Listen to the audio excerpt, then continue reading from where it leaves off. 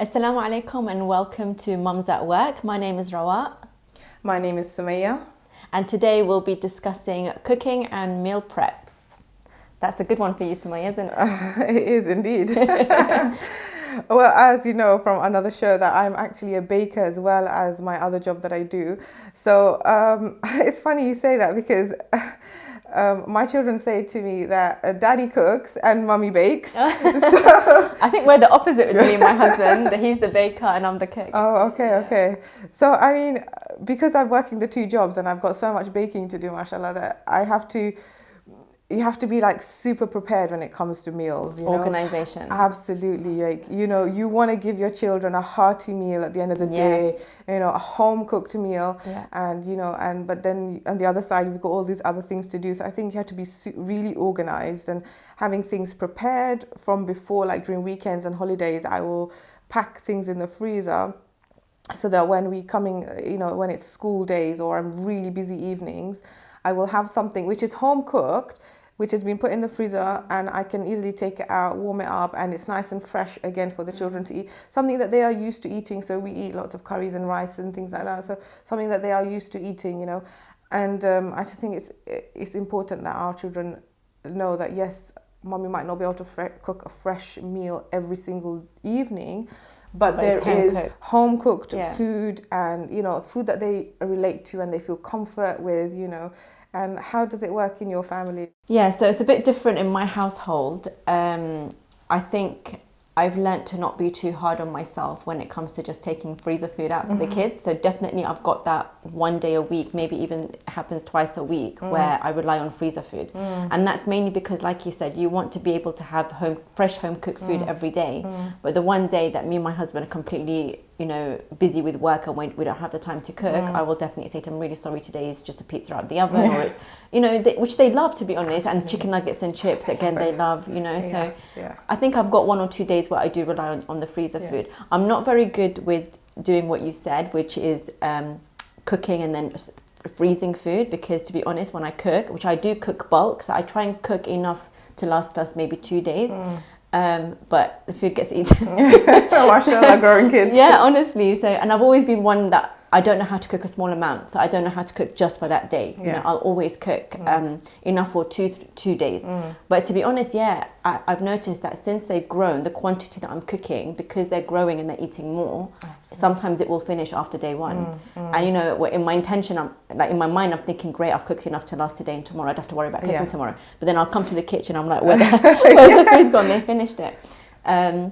But I think with you, organisation is key. It's really important to plan ahead. So especially it starts with shopping. So plan your shopping ahead. Think about what meals you can do for that week. And I'm very good at kind of quick meals, So me and my husband, we're very good at that. So we're very good at just thinking, what's a quick thing that we can do? Let's knock it out. And I'm very into kind of getting... buying things that help start the process. For example, I'll buy frozen potatoes that are already cut, for example, because if I want to make a dish using cut potatoes that are already cooked, that speeds up the process for me. Or, sometimes I'll rely on microwave rice, because like you said, we'll cook a curry, but I honestly don't have the time to also stand there and cook. Rice is quick, I appreciate that. I know. But it's just time-saving things for me really work like that. Also for me, I have a fussy feeder at home, so she's honestly it stresses me out. So she's not somebody that makes life easy in that sense, in the sense that I can cook what I want. Today I feel like a roast, or I feel like, no, she's good, she'll eat roast. But for example, I feel like a shepherd's pie or something like that. Oh my God, same thing. I know she won't eat it. So it gets frustrating at times because I feel like I'm cooking the same food over and over just so that my fussy eater at home can eat. But I think slowly, even now over time, my husband has got this mentality now where it's like tough. Our parents, didn't give us options. You eat what's there. And so I'm slowly trying to get to that mentality, because at the end of the day you feel sorry for them and you think, no, she's not going to eat, otherwise she's not going to eat and she's going to go to sleep on an empty stomach or whatever. But quick foods like pasta is not a bad thing. I get it's a carbohydrate, but they love it. They it's nutrition. They eat it. So stuff like that. I think also I'm trying to get them used to like even quicker things, so like a sandwich. Please love sandwiches, because that's also, especially if they're on summer holidays or on holidays generally, you have to think about lunch and dinner, don't you? And that's what becomes stressful. So I'm like, please, can you just accept sandwiches, because that's, you know, that's a great thing. Or you know, things that I like to store in the freezers, like, you know, when you buy pastries and stuff like that, they're cooked. When you take them out of the freezer, chuck them in the oven for 5 minutes, they're done.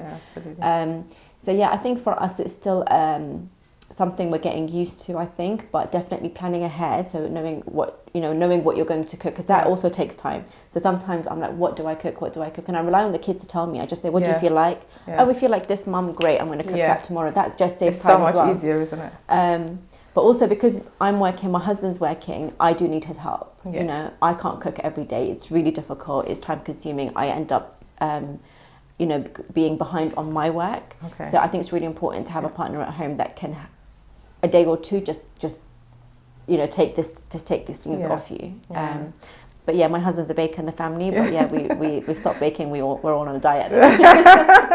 No, I'm glad you said that. It has to be a balance between both husband and wife cooking the meals, because since I've been working at the school and doing my baking, I really haven't had the time to think about every night what am I going to cook. So my husband has taken that huge burden off my shoulders, and he knocks out like a couple of dishes on the weekend, or like a big batch of one dish, and then we'll eat that for about 2 days or whatever.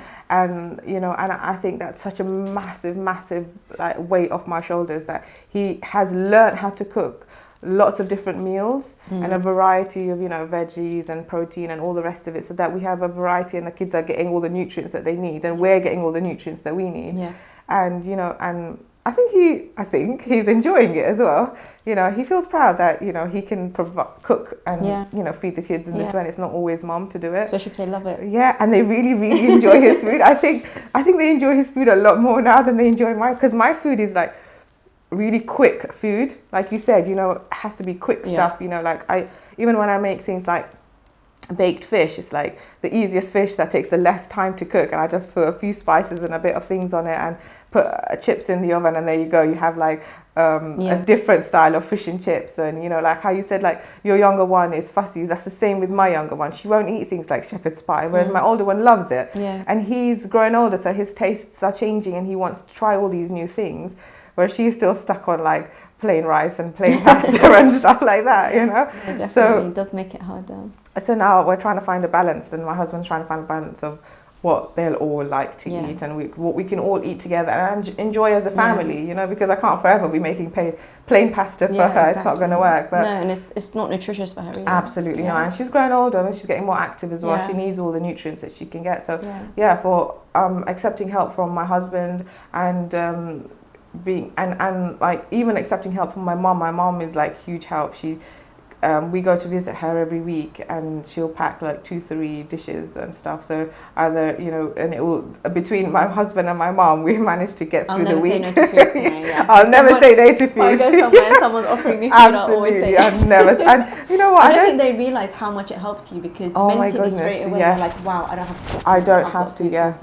Yeah, honestly, it's a huge burden off. It is. And I know that it's coming from my mom, it's coming from my husband. It's a place of love and care, and they've done it with the wanting to do it, you know. And especially when it comes to my mom, my mom always packs me so much that, you know, it can last me for a few days, and I'll be like, this is amazing, you know. And they always love grandma's food, you know. How can you not? No, definitely. So yeah, alhamdulillah. So Rawa, a little while ago you said about using freezer food, you know, once or twice a week, and it's the same in my household. So when like the food that my husband and my mom have given us are finished, we have to. There's times where I have to resort to freezer food, and initially I used to feel guilty, and I know you've spoken about guilt in a previous show, and I did used to feel guilty that I'm giving my kids, you know, processed foods, and I'm like, you know, at the end of the day, I think I should be giving them home cooked meals, and that's what they expect, and that's what we've grown up on. But I feel like, you know, times have changed now. You know, we're all working. I'm working all day long. I'm coming home and I'm still working on my second job, and I feel like it's okay for the children to have, you know, once in a while or even once a week, whatever, having pizza and chips. So what? They love it, you know. And it's not like I'm giving it to them every day, but I've had to I've had to say to myself that it's okay. I might It's feel a okay. little bit guilty initially, Definitely. but it's totally okay. The way They I love see it, it. as long as more than half the week you've dedicated to giving them home cooked food, then don't worry about the rest, because you know they've got it in there now. Yes. And even, it's not just freezer food, to be honest, Sumayya, even just ordering a takeout. Oh, we love takeout. So that's like our go-to. You try so hard to resist the urge to say, oh my God, it's 5 o'clock, I haven't even cooked dinner, what am I going to do? 5 o'clock is nothing. It's like 7 o'clock and there's no food in there. I'm like, kids are starving, like pulling me, like, where's the food exactly. tomorrow? And you know, just a quick Uber Eats or whatever will always help. Uber Eats is our best friend, honestly. No, honestly. And I don't feel guilty at all, because you know it's you've got good intentions. It's once in a while. At the end of the day, you know, you're working hard for them. So and by the way, you see how excited they get. So I was just going to say that my kids come to me and like, Mommy, it's dinner time, and I'm like, Mama, I haven't cooked anything. You know, I'm like, my hands are deep in baking, and my older one says, Mama, why can't we just get Uber Eats? You know, or like, let's get some takeaways, get burgers and stuff. And I was like, that's a good idea. Tell your dad to order it. You know, honestly. And I think, you know, I don't feel sometimes guilty it's a about these lifesaver. things. No, and we all love our takeaways. So you know, definitely. we make an evening of it sometimes. Yeah, as well, exactly. like movie night or whatever. Exactly. And the kids love it, you know, and it's something for them to look forward to. And it's something for me to look forward to. Yeah, no, definitely. I think one thing that I used to do, which really helped, I don't know if it helps other women, is when you wake up in the morning, wake up slightly earlier and cook a meal for that day, because you'll find that actually you're done within half an hour. No one's, you know, distracting you or disturbing you, and you can knock out a good meal and then get on with the rest of your day. So let's head off to Isra and see what she's got to say about having a bedtime routine with children. So humans are creatures of habits and conditioning, and creating a really healthy sleep routine or bedtime routine is really vital for your own growth and well-being, as well as your child's growth and well-being. And sleep or rest is actually a basic need. If we look at Maslow's hierarchy of needs, sleep and rest is really at the basic level. And if we don't master that, if we don't fulfill that need, then it kind of deprives us of higher order needs, ultimately self-actualization. So really working on developing a good sleep hygiene is really going to benefit you and your child. And you know, if we talk about routine in itself, routine is basically a set order that we do repeatedly day after day. And I know there has been so much talk and opinions, quite passionate opinions around this topic that's been thrown about, that you shouldn't have a strict routine with your child, that you should just allow them to sleep wherever they want, whenever they want. But actually there is a lot of research that has shown that giving a child a good routine, that sense of predictability, helps them really feel safe and secure in their environment and in their life. So a routine is actually really basic. I think it's really innate within humans, so it's not a negative thing to develop in your child. And routine can actually be introduced from birth, a sleep routine.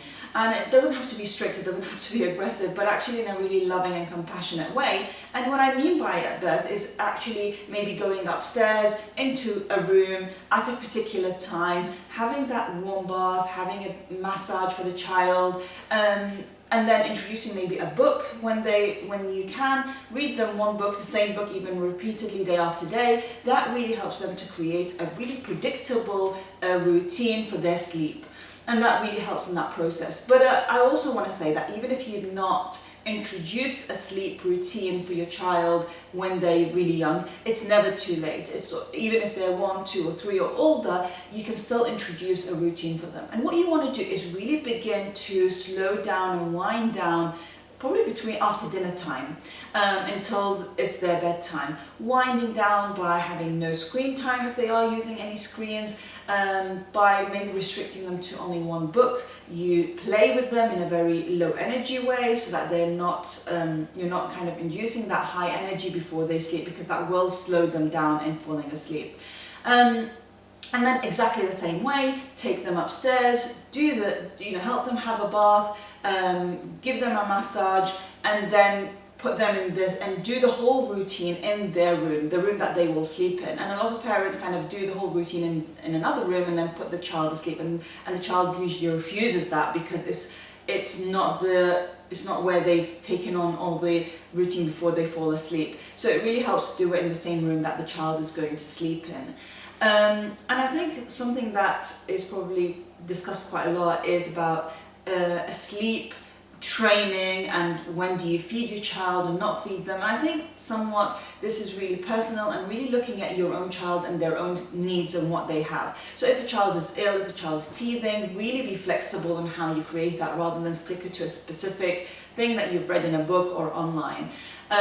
But putting them, I think definitely getting them out of your room after beginning to move them out of your room after 6 months is really healthy. And I know people have different situations within their life and in their house, so it's about really doing what's right for you and what's doable for you as well. But moving away from that, sometimes mums have their kids next to them in order to kind of have that extra connection, or even dads, because sometimes they even feel guilty that they've left them when they went to work, so they want them next to them. But actually it's really deciding to do things what's best for your child rather than just for you. So beginning to reduce any feeding time at night, in the middle of the night, really work away from that. Especially, I think for me, what I found the easiest is when the child started to eat. When my children started to eat food, I know they were full, I know they had a full stomach, that they didn't actually need that nighttime feed. And what you can do at the beginning is just give them some water. If they wake up and you feel like they want to feed, just give them some water rather than a milk or anything that fills them up more, because they do kind of build up a habit to that and they will wake up repeatedly at night to get that feed.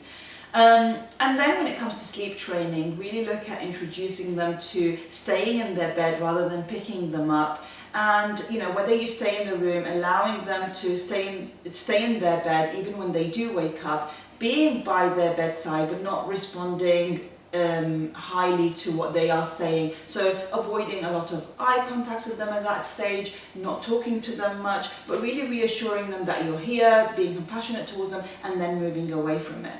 And that really helps. That kind of sleep routine really helps to give your child a good night's sleep, and hopefully within a few days, if you stick to that sleep training, they will have a full night of sleep. So Rawa, do you have a bedtime routine for your children? So yes, we try hard to incorporate that because it's really important for them to get enough sleep, isn't it? Yeah, So I think, between 8 and 9 now, as they're getting older, yes, the time increases a bit. Well. Yeah, so you have to give that to them, to be honest. But yeah, no, definitely by about, I'd say 8:30, they're in bed.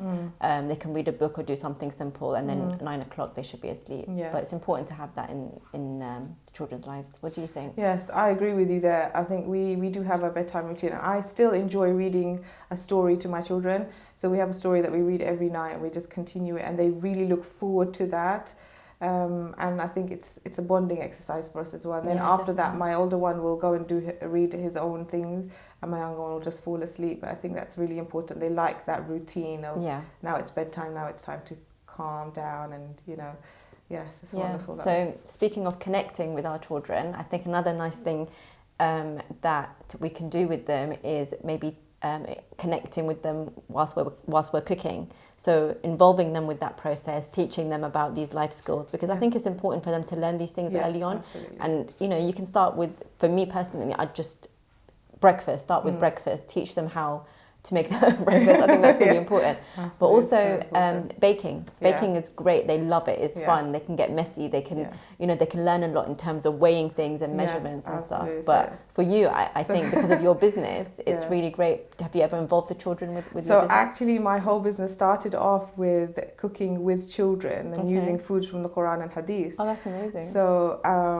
my children are so hands-on, mashallah, with everything. Like, they're able to do a lot, like by looking at me and just trying things out. I've given them like, okay, now you can make the salad for the dinner. So my older one, if I say, okay, now you can make the salad for the dinner, he'll go and get everything. He knows what to do, what knives he's allowed to use and things like that. And he's happy to make the whole salad, because I feel like for me the salad is an extra thing that I don't have time for that. But he loves it's such a simple thing, but we honestly don't have the time. I don't have even that extra 10 minutes. And when my feet are aching, I'm like, I really can't be bothered. So, and he enjoys making, and he really enjoys eating it as well. Yeah. And now, as my younger one is seeing all these things, she gets involved as well, and she'll do like the washing of the salad things. And I think that they're getting, and it's very important, like you said, life skills. Measuring things and knowing how much to cut certain things, how much pressure to use it. It's not just cooking, it's actually maths in the background. And I think it's very important for their self-confidence as well. So as it's another meal prep, saying, okay, now this is your responsibility for the evening, and they like that a lot as well. So, and it's your work getting done as well as they're getting involved in it as well. And I think it's especially important for mums at work to make sure that kids help, right? So for example, for me, something that they can do, which I've taught them, is setting the table. It's something so simple, taking out plates and cutlery and glasses and water and whatever. But for me, during that time, I can, finish cooking the dinner, or I can finish answering an email. Like it's just, I don't know why, but we feel like we can get so much done if someone just picks up something off your back. But it's really important to involve them even in something like that. And like you said, even the dishes part, like, putting out the table, like now I've taught my younger one how to empty the dishwasher. So that 5 minutes that she's doing that, it's a very useful task. It's a task that needs to be done. And I can be doing so much more and finishing off, like tidying up the kitchen or whatever, and she feel like, there's something that she can do, and it's done and it's dusted, and she feels proud that she's completed that task. It's really important for them and their self-confidence as well as they go older, that, and I think for children to be active in the kitchen is very, very important. I think we can't rely on our parents all the time to be doing all the small things for us. No, definitely. But the problem is that I find, so for example, my daughter learned a dish recently at school, and tonight she wants to cook that dish for us for dinner. So the problem I'm finding is, okay, but I have to stand with you, and I have to help you, and I have to take out the stuff for you. But to be honest, as we said in our previous show, I can't say no to her. Something like this, she wants to be independent. It will help me in the long run, when she learns this dish, and I can always once a week say to her, go and make the dish that you know how to make, so definitely we have to sometimes give a little to get back maybe in the long run. It's the same thing when we first started making salads at home with my older one. I would have to stand right next to him while he's using the knife, and maybe cut things down smaller for him so it's easier for him to complete the task. But now, as I've shown him how to do things, and he knows, and he's, okay, this is how much pressure I need to use, and this is how we need to cut it, and blah, blah, blah. So, he now knows how to do the whole thing. Yes, it took steps to get there, but now I can say to him, okay, now Abbas, go and make the salad for dinner, and he'll happily go and do it. And that's like a huge task done, So inshallah, your daughter will also be able to do that for you. It's happened recently with my son where he saw how I cut cucumber, and they like it with a bit of lemon and salt. And the other day I just walked into the kitchen, and he took out everything, and he was sitting there cutting cucumber sticks for him and his sister. And I was amazed. I was like, wow, you didn't even come. Moment of pride, isn't it? It is. It's something so simple. But if he had come to me and asked for that, they don't realize that even though it's such a small ask, we can get a lot done in that 1 minute. Absolutely. And you don't want to say no because you think it's just like a salad, for example. It's such a small thing that they want to have, but you're so overwhelmed with other things. But now that they're able to do it themselves, not are they completing a task, but they have that pride that they have completed, and they've helped mommy and daddy in doing stuff that needs to be done, and you feel like, alhamdulillah, our children are it's another step of achievement, isn't it, that you are teaching your kids to be hands-on. And hopefully when they're a bit older, they'll be kind of a bit more equipped in the kitchen than they are now. If you start them early, then by the time they're 12 or 13, they'll definitely be able to help you a lot more mess, but it's okay. But I think it gets better now. I think because now, like my older one now, he's happy to make breakfast for himself, for me, and for my daughter. Very, very nice. Like simple breakfast, but he's still able to. That's the thing, you've given them the confidence then, isn't it? So like making tea and stuff, like I'm not about to please make me a cup of tea. I'm too tired now to even get up myself. And he'll happily make it for me, and he knows exactly what milk I want, how I have my tea bag and everything. So it's wonderful like that, getting them involved as well. I think it's very important for having meal prepped. So you feel satisfied that you've had a good hearty meal. And then one day they'll cook everything for us. Inshallah, that is the hope. Inshallah. Inshallah. So another thing that I've been trying to teach my kids is even to make, you know, some funky drinks or some, you know, different style of drinks, because it's something fun and it's something different as well. It's no, you know, we tend to avoid letting them have fizzy and all the unhealthy types of juices. But for example, just even having like a sparkling water or a 7-Up and then putting something in there like sliced lemons or yesterday I cut up sliced strawberries. Yeah, oh, nice and idea. yeah, it just made the drink a bit more colourful. Yeah. It enticed them and you know, it's just something different for them to be hydrated. Make sure they stay hydrated, because they are getting a bit fed up of just drinking plain water all the time, isn't it? So that's something I've taught my kids, you know, how to cut up a lemon with the slices. Strawberries are quite easy. Or, you know, to be honest, it would help just to have things pre-cut and just ready in a container in the fridge for them to use, especially during the holidays. I find that will help. And they can just take it out, put some water in a cup and add things to it. I find, especially for my daughter, she loves things like that, and it encourages her to drink more and stay hydrated. Absolutely, yeah.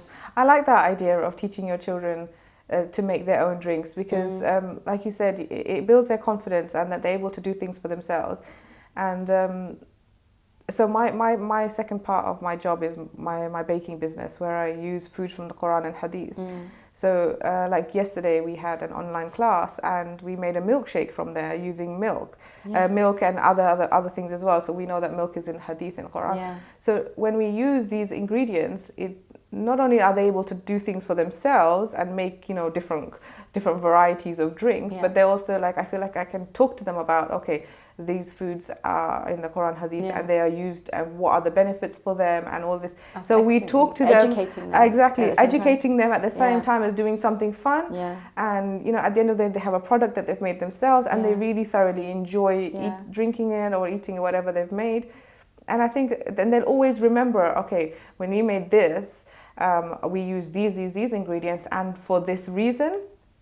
So it's like Islamic education at the same time as doing something fun and hands-on. And we know that when we're learning something at the same time as doing it, it sticks in our head a lot better, I feel. Definitely.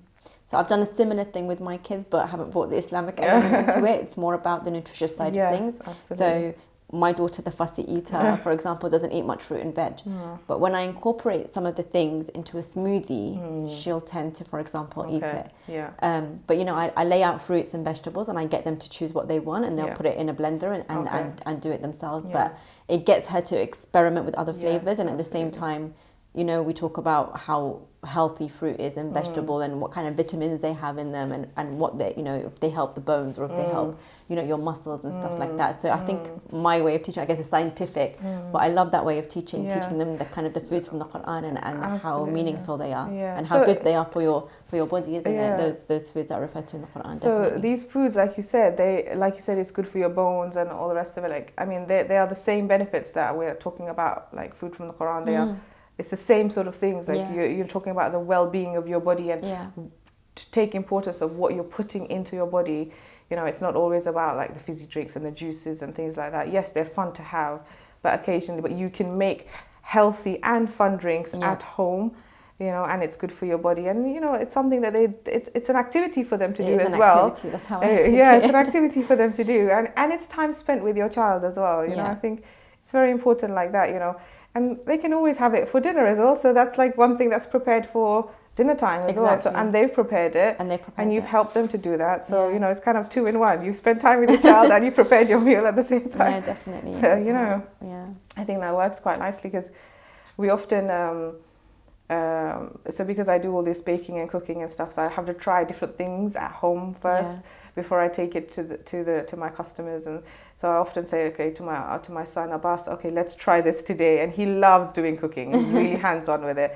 So I'm like, okay, well, we'll make this dish and we'll have it for dinner. So we've prepared a dish together, and that's our meal prep done as well. Exactly. So it's like, again, 2 in 1. 2 in 1. Yeah, so they really enjoy all of that. And my little one's getting involved in it as well now. Oh, that's great, Sumayya. And that brings us on to the end of this show. Join us next time for Mums at Work. Ma'as salama. Thank you very much. Khuda Hafiz.